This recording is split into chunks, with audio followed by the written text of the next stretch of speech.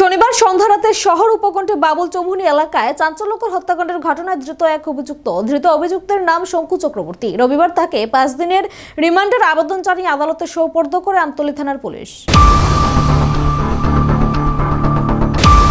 পূর্বশত্রুতার জের ধরে পরিকল্পিত হত্যাকাণ্ড ঘটনা শনিবার সন্ধ্যা রাতে আমতলী থানাধীন বাবুল চৌমুহনীর দুর্গাপুর এলাকার রাস্তার পাশে। নিহত যুবকের নাম সুব্রত চৌধুরী। দুষ্কৃতীদের ধারালো অস্ত্রের আঘাতে তার ধরদেহ থেকে বিচ্ছিন্ন হয়ে যায়। ঘটনাস্থলে মৃত্যুর কোলে ঢলে পড়ে সুব্রত চৌধুরী। খবর পেয়ে ঘটনাস্থলে ছুটে যায় আমতলী থানার পুলিশ।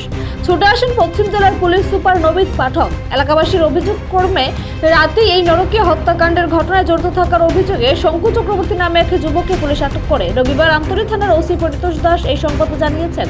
তিনি জানান, এই ঘটনায় জড়িত অভিযুক্ত নিন্টু চক্রবর্তী, প্রিয়ত চৌধুরী সহ আরও একজন অভিযুক্ত পলাতক অভিযুক্তদের জালে তুলতে বিভিন্ন স্থানে তল্লাশি চালিয়েছে পুলিশ।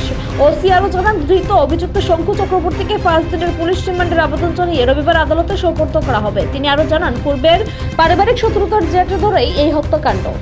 কোথা থেকে করেছেন যদি একটু বিস্তারিত বলুন। গতকাল সন্ধ্যা 7টার দিকে আমাদের কাছে একটা খবর আসে যে বাবুল চৌমুহনী দুর্গাপুর এলাকার রাস্তার পাশে একটা বডি পড়ে আছে। এই খবরের ভিত্তিতে আমরা ঘটনাস্থলে যাই, গিয়ে দেখি লোকটার একটা গলা কাটা মৃতদেহ পড়ে আছে।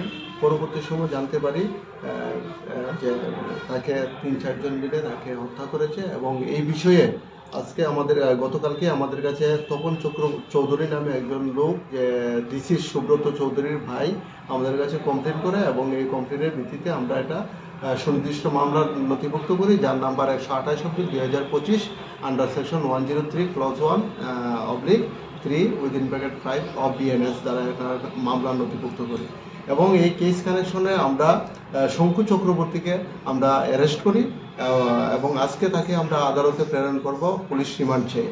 এই কেসের সঙ্গে আরও যারা জড়িত আছে নিন্টু চক্রবর্তী এবং প্রিয়তোষ চৌধুরী আর অন্য আরেকজনের নাম, তারা আমাদের কাছে কিছু বলেনি। আমাদের ইনভেস্টিগেশন চলছে।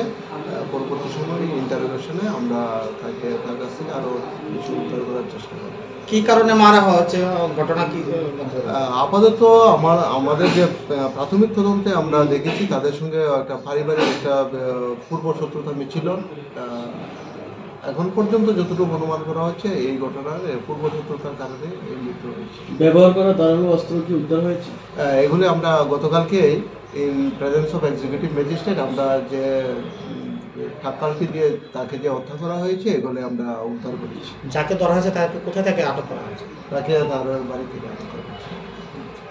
আর যারা বাকি অদারা আছে তাদের বিরুদ্ধে আপনারা কি ব্যবস্থা করবেন? তাদেরকে আমরা অ্যারেস্ট করার জন্য আমাদের পুরো প্রসেস আমাদের চলছে। তাদেরকে আমরা আগামী দ্রুত সম্ভব আমরা তাদেরকে অ্যারেস্ট করব। কতদিনের রিমান্ড চেয়ে আজ আদালতে প্রেরণ করবেন? আজকে আমরা 5 দিনের পুলিশ রিমান্ড চেয়ে তাকে আদালতে প্রেরণ করছি। আন্ডার সেকশনগুলো যদি একটু বলে দিন। Under section 103 clause 1/3 of BNS. এই ঘটনায় নিহত সুব্রত চৌধুরীর ভাই তপন চৌধুরী আমতলী থানায় একটি লিখিত অভিযোগ দায়ের করেন। এই অভিযোগ পেয়ে একটি মামলা হাতে নিয়ে ঘটনা তদন্ত শুরু করেছে আমতলী থানার পুলিশ। রবিবার ময়নাতদন্তের পর দেহ পরিবার পরিজনদের হাতে তুলে দেওয়া হয়। ঘটনাকে কেন্দ্র করে বাবুল চৌমুহনী এলাকায় তীব্র উত্তেজনা বিরাজ করছে। গোটা ঘটনার উপর নজর রাখছে পুলিশ। নিজস্ব প্রতিনিধি রিপোর্ট, এশিয়ান টাইমস।